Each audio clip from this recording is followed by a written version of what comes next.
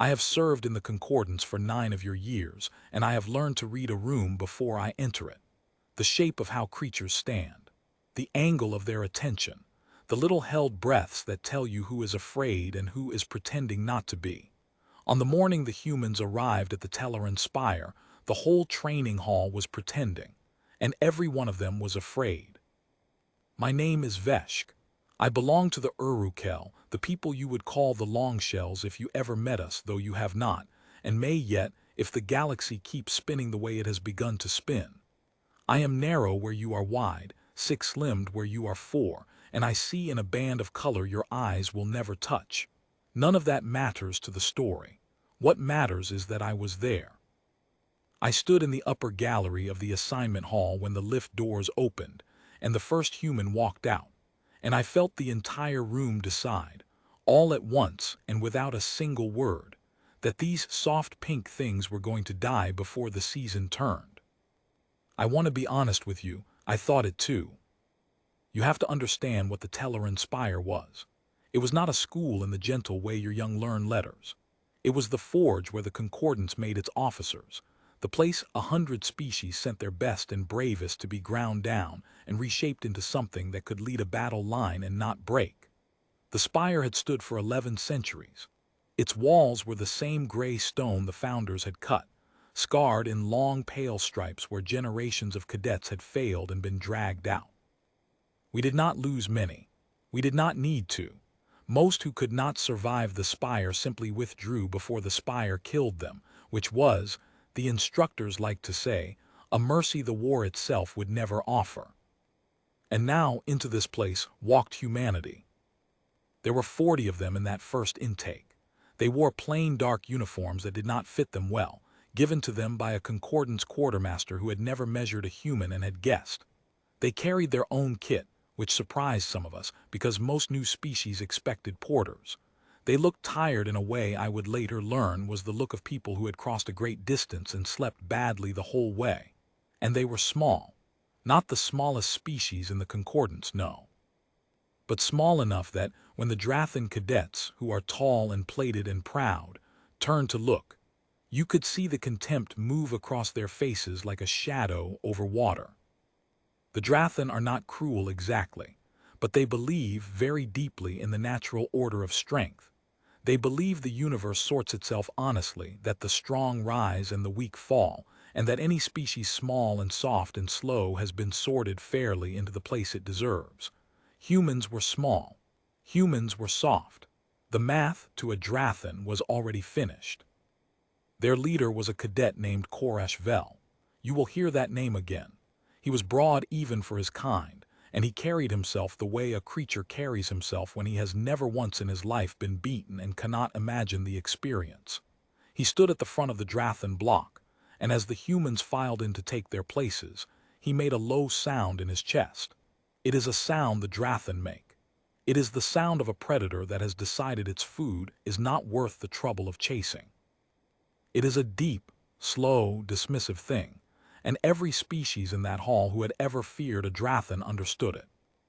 The humans understood it too. I watched them. I am good at watching. It is the one thing my people are reliably better at than anyone. I watched one of the humans near the front, a female with dark hair cut short and a long pale line of an old scar across her jaw, hear that sound. She did not flinch. She did not glare. She simply turned her head, found Koresh Vel in the crowd, and looked at him for exactly as long as it takes a person to memorize a face. Then she looked away. I did not know her name yet. Later I would learn it was Mara Senek, and that she had come to the spire from a world I cannot pronounce, and that she had buried more people than she had years before she ever set foot in a concordance ship. But that morning she was only a small dark-haired creature who had been growled at by a giant, and who had answered the giant by remembering his face. Something in me went still watching that. I did not know what it was yet. I would learn. The spire ran its intake the way it always had. They put the new cadets through the orientation trials, which are not meant to teach anything, only to measure. The instructors call it the sorting, though they pretend it is informal. They watch you run, lift, climb, endure. They note who quits and when. They build a list in their minds, and that list mostly does not change for the rest of your time at the spire, because the spire believes, as the Drathan believe, that creatures reveal themselves early and rarely improve on the revelation. The humans were last in nearly everything that first week. I will not soften it. They were slower than the Drathan, weaker than the Vosk, less agile than my own people. In the climbing trial, 3 of them fell and 1 broke an arm and was taken to the medical wing, and we all assumed she was finished. In the endurance run across the high plateau, where the air is thin and the wind cuts, 2 more dropped near the end and had to be carried. The Drathan finished the run barely breathing hard. They stood at the finish line and watched the humans straggle in, and Koresh Vel made his slow, dismissive sound again, and several of his cadets laughed. But here is the first thing I noticed, the first thing that did not fit. When the 2 humans dropped near the end of the run, the humans ahead of them stopped. They turned around. They went back. They picked up their fallen and they carried them, and they did not finish faster for leaving them. They finished slower, much slower, dead last, all of them together, sharing the weight. And the instructor recording the times made a note, and I in the gallery made a note too, though I could not yet read what either of us had written. In the concordance you do not go back. This is not cruelty. It is doctrine. The fallen are the fallen. A line that stops to gather its wounded becomes a line that gets butchered. We teach this to our young before they can walk. The strong move forward. The fallen are mourned, but only after. To go back is to choose feeling over survival, and feeling is the thing the spire exists to burn out of you. The humans went back, every time. It did not seem to be a decision they made. It seemed to be a thing that happened in them automatically, the way my shell hardens when I am struck.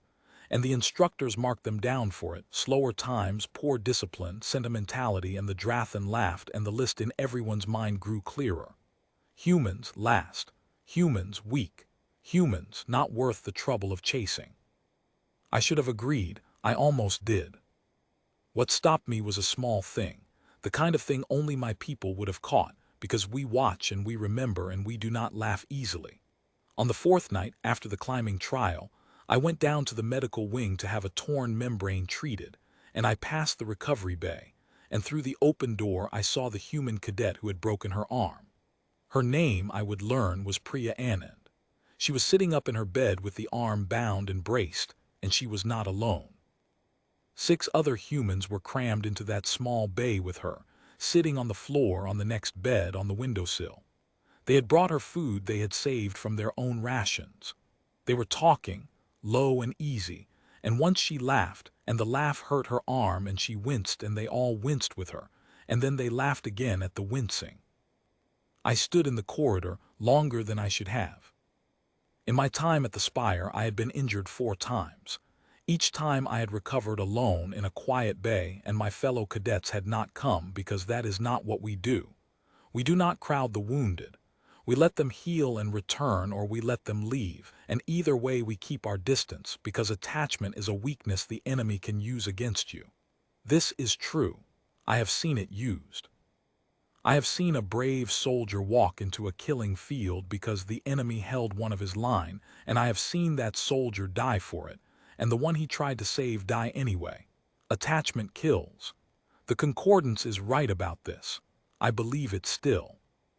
And yet I stood in that corridor and watched 7 soft pink creatures crowded into a healing bay, sharing their food and their laughter and their wincing, and I felt something I did not have a word for in any language I knew. It was not pity. It was closer to hunger. I went and had my membrane treated, and I told no one what I had seen. The challenge came in the 3rd week. It was not unusual for cadets to challenge one another. The spire encouraged it within limits. A formal challenge meant a sanctioned bout in the training pits, observed by instructors, recorded for assessment. Mostly the challenges were between equals, 2 Drathan testing each other, 2 of my people, a Vosk and a Drathan when they had a grudge. The challenges sorted the rankings within a species and occasionally across them. They were watched. They mattered. A cadet's standing could rise or fall on a single pit. What was unusual was for a strong species to formally challenge a weak one. There was no honor in it. Beating a creature everyone already knew you could beat proved nothing, and the instructors looked poorly on it, the way you look poorly on someone who breaks a thing that was never going to fight back. Koresh Vel challenged the humans anyway, all of them, as a group. He did it in the main hall, at the evening assembly, in front of every cadet in the spire and 3 of the senior instructors. He stepped forward from the Drathan block, and he made the formal sign, the open claw drawn across the chest, and he named his challenge in the old words, and then he named who he was challenging, and the words came out of him slow and amused, and the whole hall went silent the way a hall goes silent when something is about to happen that everyone will remember. He challenged the humans to the crucible. I need to tell you about the crucible, because if you do not understand it, you will not understand what happened next, and what happened next is the reason I am telling you any of this at all.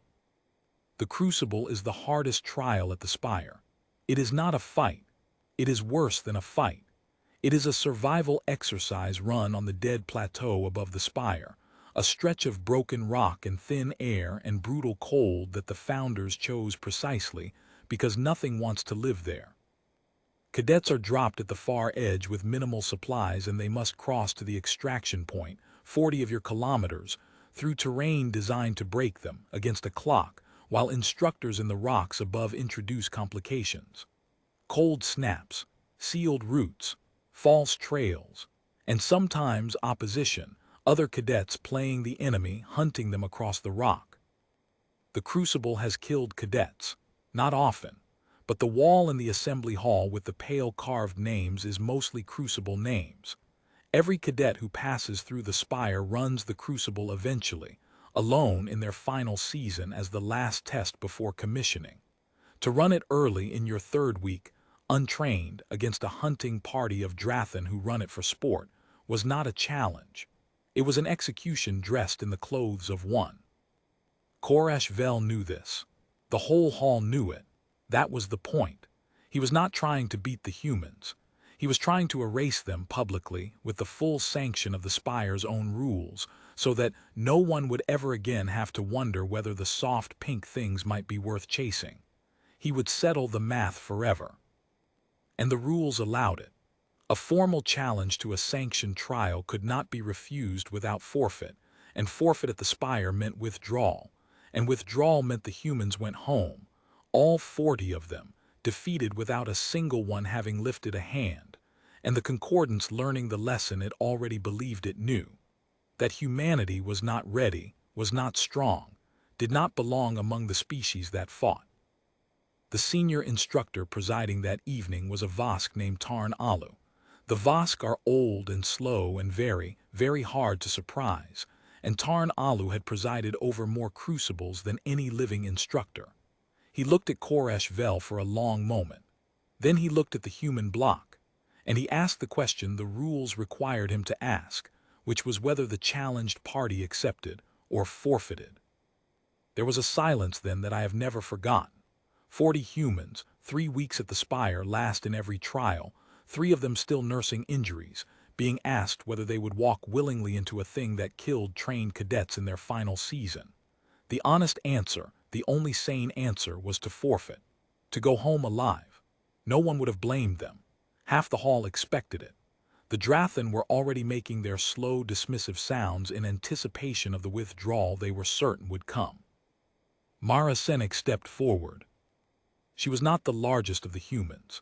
She was not the highest ranked because they had no ranks yet, because they had failed everything.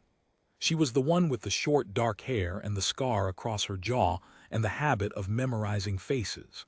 She stepped out of the human block alone, and she walked to the center of the hall, and she stood in front of Tarn Alu, and she looked very small in that enormous gray room.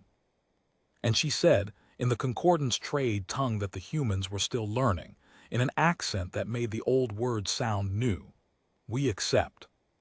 The hall made a sound, not a word, just a sound, a long collective exhalation, surprise and disbelief, and something underneath it that might, in some of us, have been the very first beginning of respect, though none of us would have called it that yet. Koresh Vel did not make his slow, dismissive sound. I was watching him. For just a moment, a single moment, something crossed his plated face that did not belong there. It was gone almost before it arrived. But I saw it. My people see things. And what I saw on the face of the proud Drathan cadet who had just sentenced 40 humans to death was not triumph. It was surprise. He had expected them to run. He had built the whole challenge on the certainty that they would run. And instead, a small dark-haired creature with a scar had stepped into the center of the hall and accepted her own execution with 2 words and a steady voice. And Korash Vel, who had never been beaten and could not imagine the experience, looked for one moment like a creature who has reached for a thing he was sure of and found his claw closing on air. Tarn Alu accepted the challenge. He set it for the dawn of the 7th day. He gave both parties the standard preparation, which was nothing, because the crucible is meant to be faced as you are. And he dismissed the assembly, and the cadets filed out, the Drathan loud and certain, my own people quiet and thoughtful, and the humans, 40 of them, gathering around Mara Senek in the way I was beginning to recognize, close, shoulder to shoulder, a knot of warmth in the cold gray hall. I did something that night I had never done before. I broke the Spire's custom, which holds that cadets keep to their own species in matters of honor. I found the human's quarter and I knocked at the hatch, and when it opened and a startled human face looked up at me, I asked to speak with the one called Mara Senek. They let me in. That surprised me, the easy way they let me in, a creature they did not know, 6-limbed and strange, into the heart of their den. Mara was sitting on a low bunk with a map of the dead plateau spread across her knees, a paper map, drawn by hand, because the humans had been clever enough in their 3 weeks to copy down what the Concordance databases would show them about the terrain. Around her sat perhaps a dozen of the others, and Priya Anand was there with her braced arm, and the room was full of low talk that stopped when I entered. I told them what I knew. I did not have to. There was no reason for me to help the strange soft creatures who had been growled at and laughed at and were now going to die on the plateau. But I had stood in a corridor and watched them crowd a healing bay, and I had felt that hunger I had no word for, and I think I wanted, very simply, for them not to die before I understood what they were. I told them about the crucible, the real crucible, not the database version. I told them where the instructors hid in the rocks and how they signaled the complications. I told them about the false trail at the 3rd ridge that had killed a Drathan cadet 2 seasons before, and the sealed route at the canyon that was always sealed always, so that the database that showed it open was a lie. I told them where the wind came from and when the cold snap would fall, because the cold snap always fell at the same point, at the long exposed traverse where there was no shelter by design, because the founders wanted to see who could endure the cold with no place to hide from it. And I told them about the hunting party, Korash Vel and 11 Drathan, the strongest of his block, who would run the crucible behind the humans as opposition, with permission to take any human they caught out of the exercise by force. Out of the exercise. We did not say killed. At the spire we never said killed, but the wall of pale carved names did not lie. And a Drathan who took a human out of the exercise, on the dead plateau in the cold, was not going to be gentle about it. The humans listened. They did not interrupt. When I finished, Mara Senek looked at her hand-drawn map for a long time, and then she looked up at me, and she asked me one question. She did not ask how to win. She asked, how do we make sure all 40 of us come home? I have replayed that moment many times in the years since. I have turned it over and looked at it from every angle my color band sight allows, and I keep arriving at the same place, which is that no cadet of the Concordance, no Drathan, no Vosk, none of my own people had ever asked me that question, because it is not a question we know how to ask. We ask how to win. We ask how to survive. We ask how to be the strong one who rises while the weak one falls. We do not ask how to bring everyone home, because we do not believe it is possible, and we have built 11 centuries of doctrine on the foundation of that disbelief. Mara Senek asked it as though the answer were obvious, and only the method was in doubt. I told her the truth, which was that I did not know. That in 11 centuries of the Spire, the Crucible had never been run that way, with the goal of saving everyone, because the Crucible was designed to make you choose, to put you in the cold and the thin air with too little and too many, and to watch you decide who you would leave behind. That was the lesson. That was the whole lesson. The Crucible did not test whether you could survive. It tested whether you could be made to abandon your own, and it was built, every rock and ridge of it, to make the abandoning the only sane choice.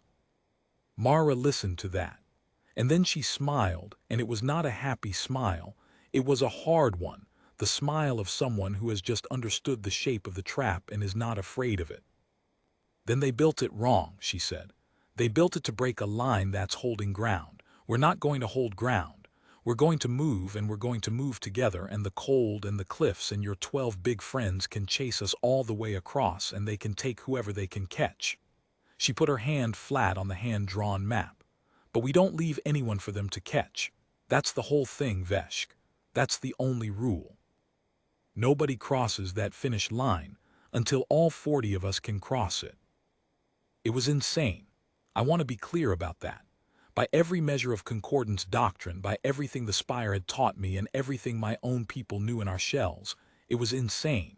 40 untrained cadets against the plateau and the cold, and 12 hunting Drathan, refusing to leave a single one of their number behind, would not finish faster. They would finish slower. Slower meant more time on the plateau, more time in the cold, more time for the Drathan to catch them. The doctrine was clear. The math was clear.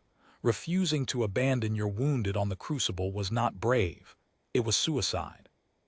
And yet, I had stood in a corridor and watched them go back. Every time. I had watched them carry their fallen across the high plateau when carrying them cost them the run. I had watched them crowd a healing bay with saved rations and shared laughter. The going back was not a decision they made for the Crucible. It was the thing they were. And as I stood in their crowded den with the hand-drawn map between us, I understood, finally, the shape of what I had been watching for 3 weeks, the thing I had no word for: the hunger. They were not weak because they went back.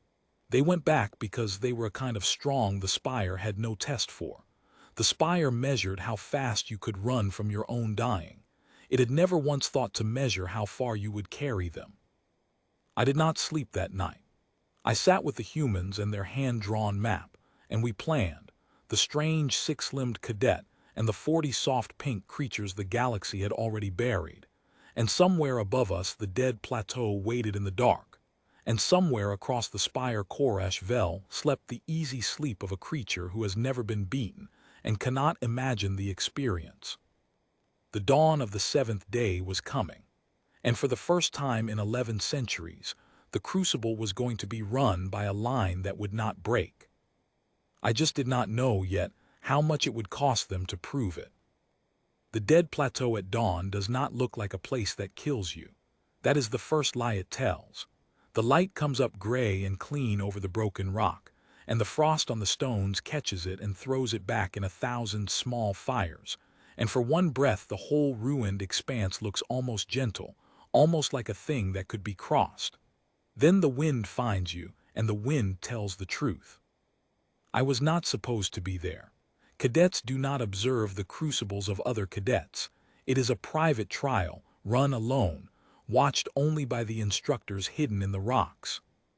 But I had spent the night with the humans and their hand-drawn map, and when the dawn came and they filed up to the drop point at the far edge, I went with them as far as the rules would let me, which was the observation ledge where the instructors gather, and I told Tarn Alu I wished to observe for my own learning.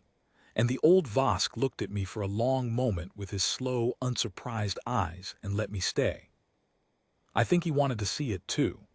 I think, after 11 centuries of crucibles, even Tarn Alu had grown curious about the soft pink creatures who had answered an execution with 2 words and a steady voice. They dropped the humans at the far edge as the light came up. 40 of them in the ill-fitting dark uniforms with the minimal kit the crucible allows. A little water, a little food, a thermal layer that is never quite enough, a marker beacon to call extraction if you survive to the far point. No weapons. The crucible is not won by fighting. It is won by arriving. That is what the founders believed, and they were not wrong, only incomplete. 40 kilometers away, at the extraction point, the clock began. And one ridge behind the humans, at the same moment the Drathan dropped. Koresh Vel and 11 of his strongest, the hunting party with the same minimal kit and one thing more. The sanction to take any human they caught out of the exercise by force. They were faster than the humans. They were stronger. They knew the plateau, or believed they did, from the database that lied about the canyon. And they were hunting now. 12 plated predators loosed onto the rock behind 40 creatures the whole galaxy had already buried. I watched the humans through the long glass from the observation ledge. I watched Mara Senek gather them in the first gray light, in a tight knot against the wind, and say something I could not hear. And then I watched them move. They did not move the way cadets move on the crucible. Cadets spread out. Cadets run for the far point as fast as their kind can carry them, each one for himself, because the crucible rewards the fast and the strong and the alone. The fastest finish first and stand at the extraction point and watch the rest straggle in, the way the Drathan had stood at the finish of the plateau run and made their slow, dismissive sounds. The humans moved as one body. 40 creatures in a tight, loose column, the strongest on the outside, the injured in the center, Priya Anand with her braced arm tucked into the heart of them where the wind could not reach her. They set a pace that the slowest could hold, not the fastest, and they held it, all of them together, and they began to cross the dead plateau at the speed of their most tired member. It was, by every measure the Spire had, the wrong way to run the crucible. It was slow. It gave the Drathan time. It refused every advantage the strong among them had. I heard one of the instructors on the ledge, a Drathan named Sevek who taught the combat forms, make a sound of disgust, and I understood it because I had felt the same disgust in my own shell 3 weeks before, watching the humans go back for their fallen on the plateau run. The slow way. The sentimental way. The way that gets a line butchered. Tarn Alu said nothing. He watched. The cold snap fell at the long traverse, exactly where I had told them it would. The traverse is the cruelest stretch of the crucible, a kilometer of exposed ledge across the face of the high cliffs, with the wind coming up off the canyon below in a howl that does not stop, and no shelter, none, by design, because the founders wanted to see who could endure the cold with no place to hide. The temperature there drops fast and far. It has killed cadets who were not ready for it, strong cadets, fast cadets, who got out onto that ledge alone and found the cold reaching into them and had no one to share their warmth, and slowed and stopped, and were carried off as pale carved names.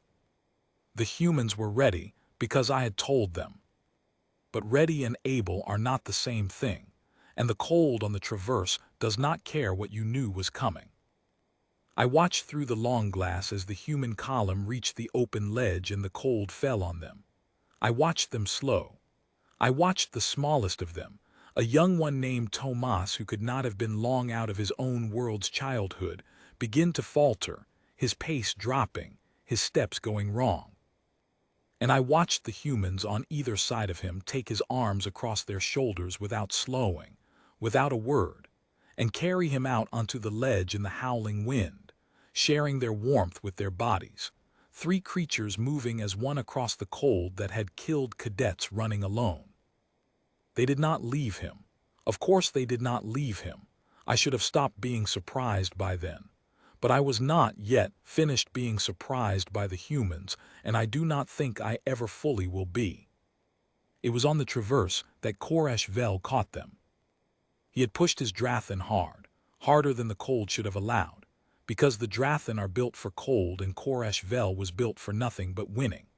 They came up behind the human column on the open ledge, 12 plated predators in the howling wind, and they were faster, and the humans were slowed by the cold and by Tomas, and by the choice they had made to move at the speed of their weakest.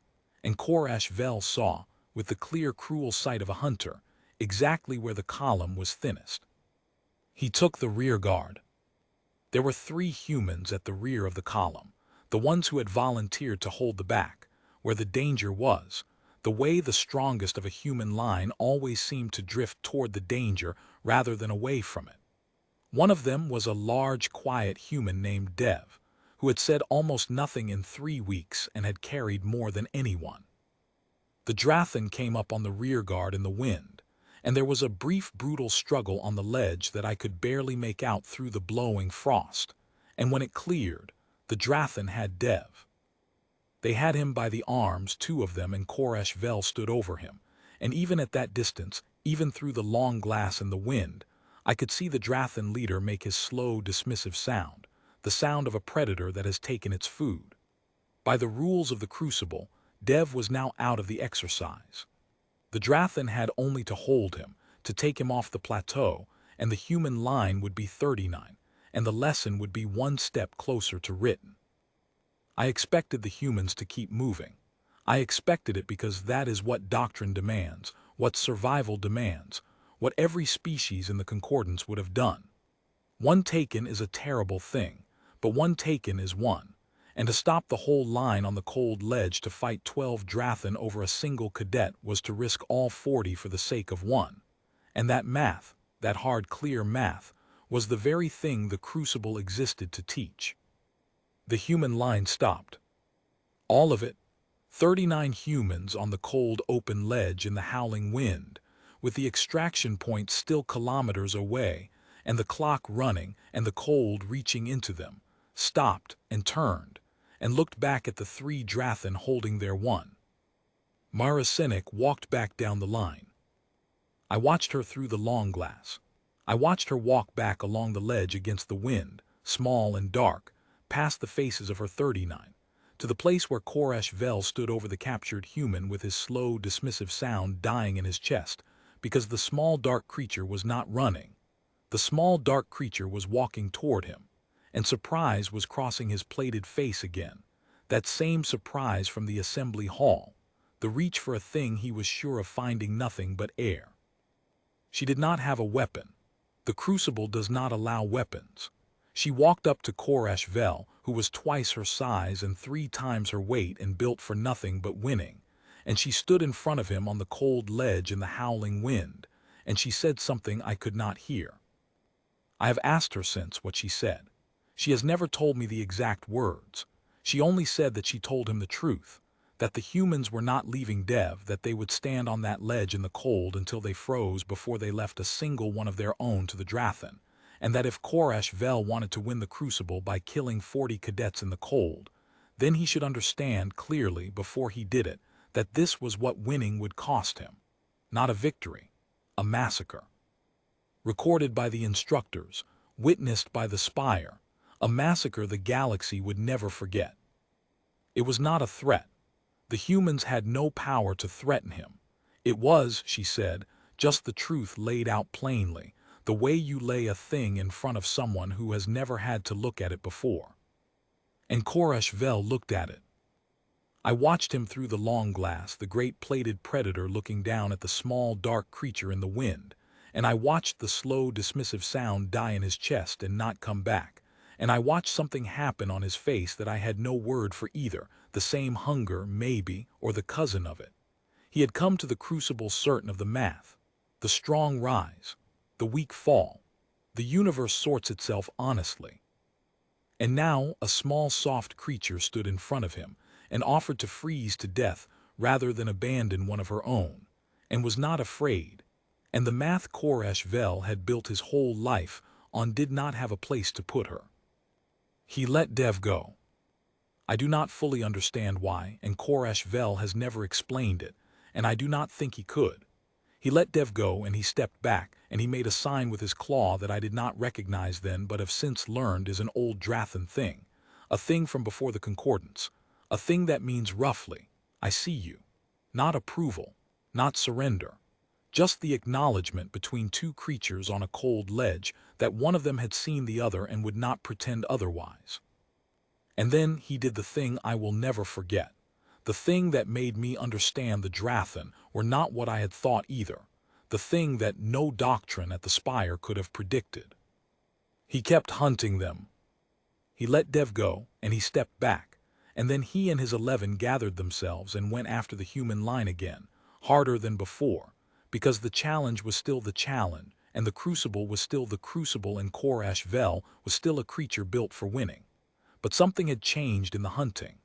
I watched it through the long glass over the next hours as the humans came down off the traverse and across the broken rock toward the canyon. The Drathan still pursued. They still tried to take stragglers to cut off the slow to break the line, but they no longer took anyone out of the exercise by force when they caught them. They tagged them, the way the crucible allows for a gentler form of opposition, a touch, a mark, a thing that slows but does not harm. Korash Vel had decided, somewhere on that cold ledge, that he would beat the humans or not beat them, but he would not be the thing that killed them, because killing creatures who would not abandon their own was no longer a victory he wanted his name attached to. The humans did not know that yet. They only knew the Drathan were still coming, and they kept their tight formation, and they kept moving at the speed of their weakest, across the broken rock, toward the canyon and the sealed route that the database said was open and was not, the lie I had warned them about, the trap that had killed a Drathan cadet 2 seasons before. I watched them reach the canyon. I watched them stop at the lip of it, where the database said the route went down and across and up the far side where the marked path led, and where I had told them the path was a lie. The sealed route, always sealed. The crucible's cruelest false promise, drawing the tired and the cold toward a way down that ended in a wall, costing them hours they did not have, breaking them against the rock. The humans did not take the marked path. They had my warning and their hand-drawn map, and Mara Senek stood at the lip of the canyon and looked at the false trail going down, the easy trail, the trail every exhausted instinct would have told them to take, and she turned away from it. She led the line along the rim, the harder way, the longer way, the way the database did not show, toward the natural crossing I had marked on their map, a place where the canyon narrowed, and the rock allowed a passage if you knew it was there.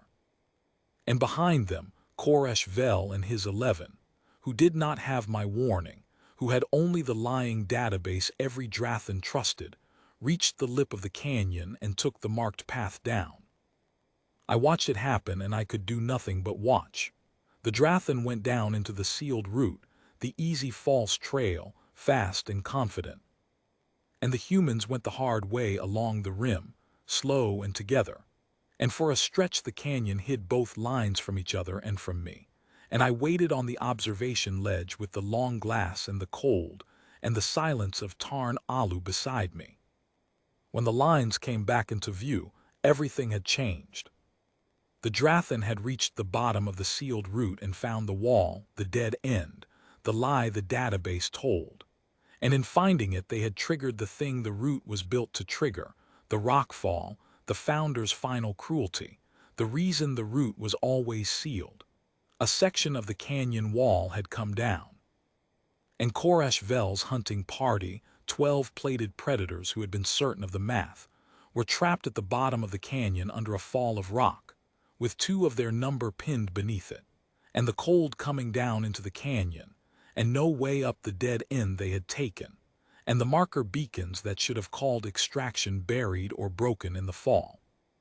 I want you to understand the situation clearly, because the humans understood it clearly, and what they did next is the reason I am telling you any of this. The Drathan were trapped. The Drathan had hunted them, had taken their rear guard, had tried to break their line across the whole cold plateau. The Drathan were the reason 40 humans were running an execution in their 3rd week. And now the Drathan were at the bottom of a canyon under a rockfall with 2 of them pinned and the cold coming down.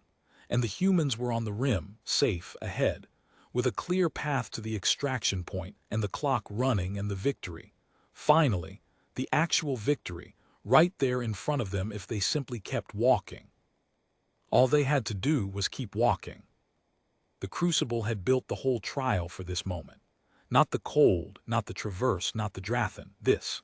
The moment where you stand on the rim, safe and ahead, and the ones who hunted you are trapped and dying below, and the path to your own survival runs away from them and you must choose. This was the lesson. This was always the lesson. The crucible did not test whether you could survive the plateau. It tested whether, when the strong fell and the path was clear, you would walk away. I watched Mara Senek stand on the rim of the canyon and look down at the trapped Drathan. I watched the 39 behind her stop and look down too. I watched the clock in my own mind, the kilometers left, the cold coming, the victory waiting. And I understood, with a certainty that put a cold of its own into my shell, exactly what the humans were going to do, because I had stood in a corridor and watched them go back. And I had watched them carry Tomas across the cold. And I had heard Mara Senek ask not how to win but how to bring everyone home. And I knew before she turned to the line and spoke, what the answer to that question was going to be. She was going to go down. She was going to take her 39 exhausted, frozen, untrained cadets down into the canyon, toward the rockfall, toward the Drathan who had hunted them, to dig out the creatures who had spent the whole day trying to break their line, and it was going to cost them everything. The time, the clock, the victory, maybe the lives of some of the 40 she had sworn to bring home, and she was going to do it anyway, because to the humans the trapped Drathan were no longer the enemy. They were just the fallen. And the humans went back for the fallen, every time. Tarn Alu, beside me on the ledge, made a sound I had never heard a Vosk make. It was very quiet. It took me a moment to understand it. The old instructor who had presided over more crucibles than any living creature, who had watched 11 centuries of cadets learn the lesson of the rim and walk away, was watching 40 soft pink things prepare to do the thing no cadet had ever done. And the sound he made was not disgust, and it was not surprise. It was grief, the good kind, the kind you feel when you have believed a thing your whole life and you watch, finally, someone prove it wrong, and you understand all at once everything it cost you to believe it. The humans started down into the canyon. And the clock kept running, and the cold kept coming, and somewhere above us, the whole galaxy, through the recordings the instructors never stopped making, was about to witness what human training actually was. But that is the third part of the story, and I am not ready even now to tell it quickly. I have tried in the years since to explain to my own people what it looked like, 40 humans going down into that canyon. I have never managed it. There is no word in my language for a thing my language was built to call impossible. So I will only tell you what I saw, and you will have to find your own word if your kind has one. I think you might. They went down the hard way, the way they had come along the rim, not the false trail that had trapped the Drathan, but the natural break in the rock that Mara had marked on the hand-drawn map. It was slower. It was steeper. It put them into the canyon above the rockfall instead of below it, which was the only thing that made what came next possible, though they could not have known that when they chose it. They only knew the Drathan were down there in the cold, trapped, and that the humans went back for the fallen. The clock did not stop for them. I want to be clear about that because it matters. The Crucible's clock ran whether you were crossing toward the extraction point or climbing down into a canyon to dig out the creatures who had hunted you. Every moment the humans spent below was a moment they were not crossing, and the cold was coming down into the canyon now. The long evening cold that the founders had timed precisely, so that the slow and the kind would run out of warmth before they ran out of distance. The humans had given up the clock. They had given up the victory. They had, by every measure the spire kept, just lost the crucible, the moment they turned away from the clear path and started down. They did not seem to know they had lost, or they knew and did not care. I have never been able to tell which with the humans, and I have stopped trying. Koresh Vel saw them coming down. I watched it through the long glass, the Drathan leader at the bottom of the canyon, hauling at the rockfall with his bare claws to free his 2 pinned cadets, the cold coming down, the dead end at his back, the lying database that had brought him their worth nothing now. He looked up and saw the humans descending toward him, and I watched the understanding cross his plated face, and it was not relief, at least not only relief. It was something harder to carry than relief. It was the understanding that the creatures he had tried to erase were coming to save him, were spending their victory to save him, and that he had no math to make sense of it, and would have to live now in a universe that did not sort itself the way he had always believed. That is a heavy thing to be handed. I have watched many creatures handed it since, watching the humans. Some of them break under it. Koresh Vel did not break. He did something better. When the humans reached the rockfall, he stopped hauling at the rock alone, and he turned and he organized his 11, the ones not pinned, and he put them under Mara Senek's direction without a word of argument. 12 plated predators taking orders from a small dark creature half their size, because she could see the whole of it, and he could only see the rock in front of him. And Koresh Vel, whatever else he was not too proud to be led by someone who could see more than he could when the seeing mattered. They worked the rockfall together. Drathan's strength and human method, the big plated bodies moving the great stones while the humans worked the angles, the leverage, the careful clever business of moving rock without bringing more of it down. Priya Anand, with her braced arm, could not lift, so she watched the canyon wall above for the next fall, the way I watch, and twice she called a warning that moved everyone back a heartbeat before the rock came, and twice she saved lives doing the one thing her broken arm still let her do. The humans found a place for everyone. That is the thing I keep coming back to. Even the broken one had a place. The Crucible had no test for that, and I have come to believe it is the most important thing about them. They freed the first pinned Drathan within the hour. He was hurt but alive, his leg crushed, and the humans bound it with their own thermal layers, giving up their warmth to the creature who had hunted them, and the cold reached a little deeper into the 40 for it, and not one of them hesitated. The second Drathan was worse. He was deep under the fall, pinned at the chest, and the cold was in him, and there was a long, terrible stretch where I thought they would lose him. Where I watched through the long glass and counted the time, and knew that even if they freed him, they had now spent so much of the clock, and so much of their warmth that the whole 40, plus the 12, might not reach the extraction point before the deep cold of full night fell on the plateau and took them all. I turned to Tarn Alu on the observation ledge. I broke every custom doing it. I asked the old Vosk to call extraction early, to end the Crucible, to send the ships down into the canyon and pull them all out, humans and Drathan together, before the night cold killed 40 cadets who had earned, whatever the clock said, the right to live. Tarn Alu looked at me for a long time, and then he said the thing I have carried with me ever since, the thing that told me the old instructor had understood before any of us, what we were all watching. He said, the Crucible is not testing them anymore, Veshk. They are testing it.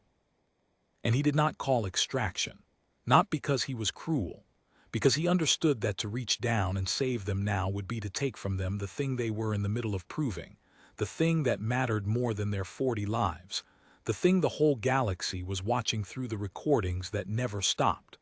They had to be allowed to finish it, to reach the far point on their own, all of them, or to fall short on their own, all of them together.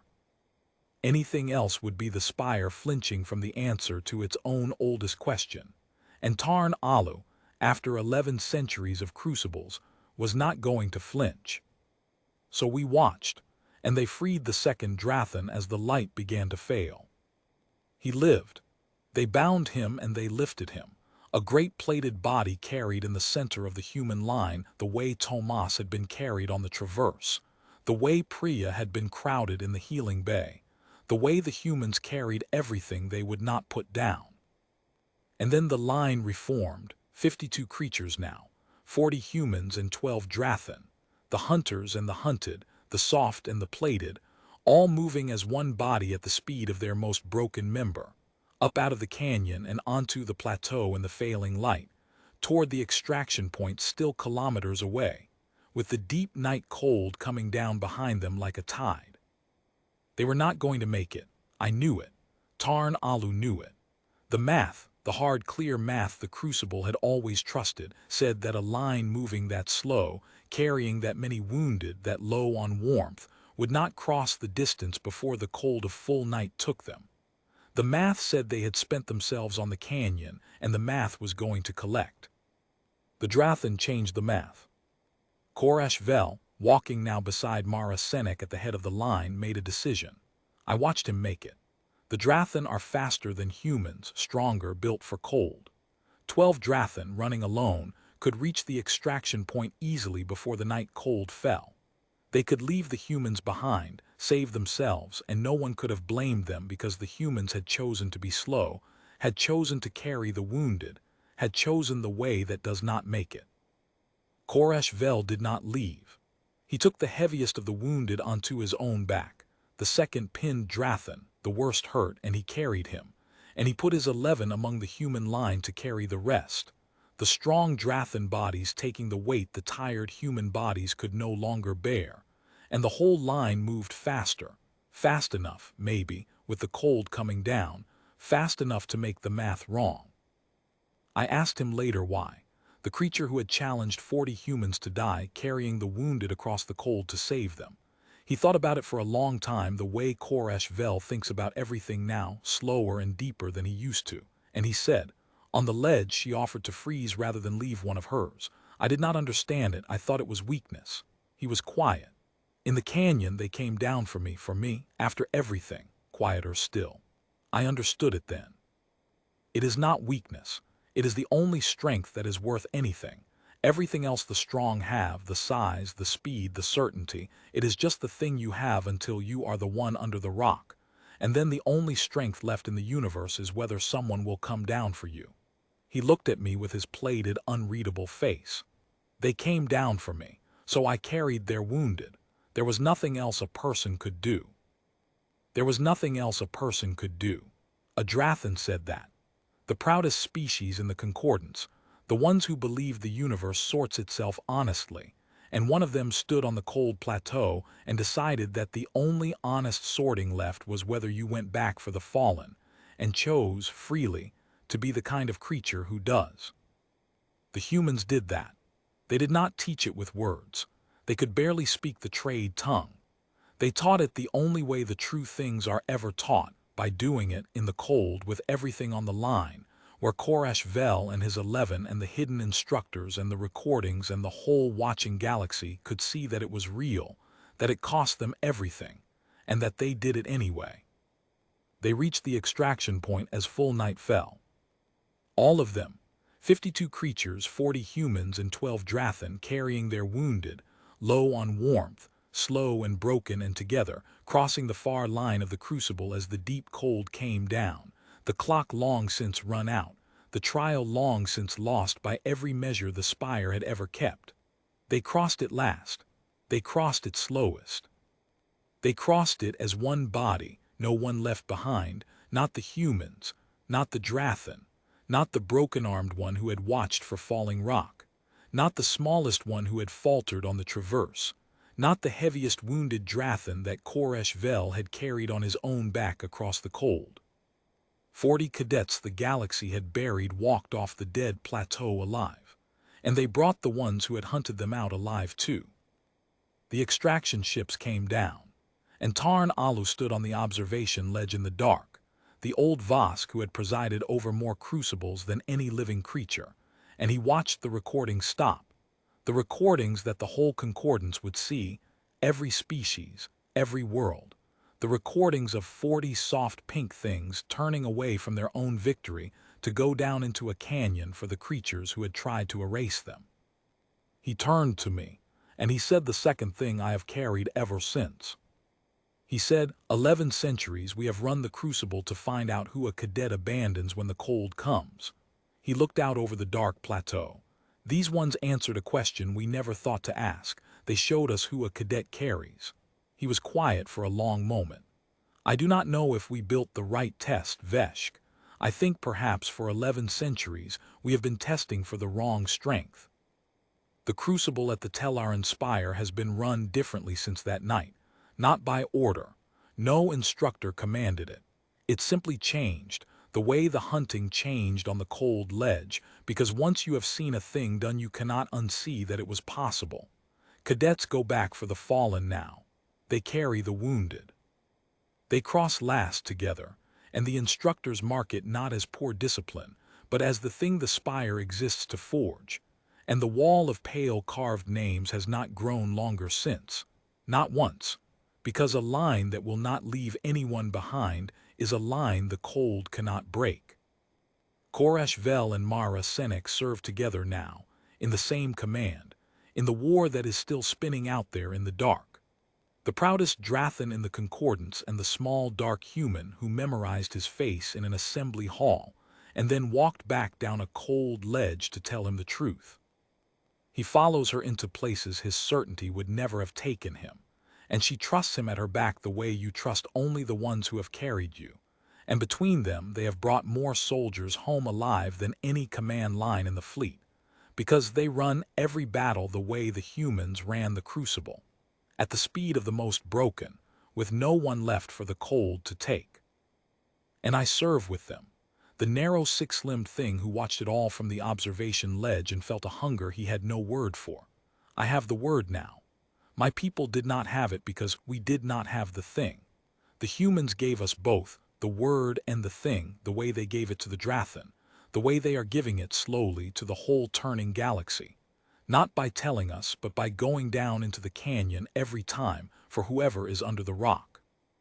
They challenged human cadets to die on a dead plateau so the galaxy would learn that the soft pink things were weak. And the galaxy learned something instead. It learned what human training actually is. Not the running, not the lifting, not the climbing, all the things the humans were last at. The galaxy learned the one thing the humans were first at, the thing no crucible had ever thought to measure, the thing that has begun, quietly, to remake every line in the fleet. We learned that the strong are the ones who go back. And I have been going back ever since.